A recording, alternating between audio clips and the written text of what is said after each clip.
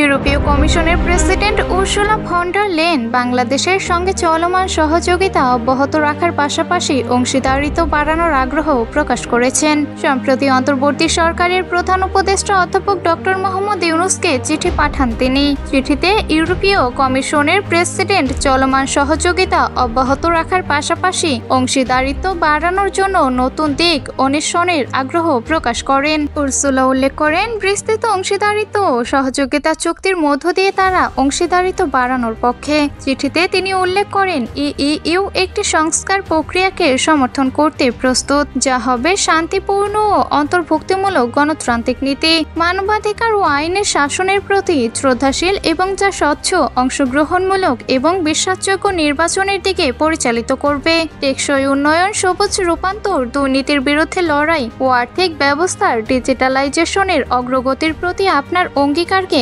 আন্তরিকভাবে স্বাগত জানাই।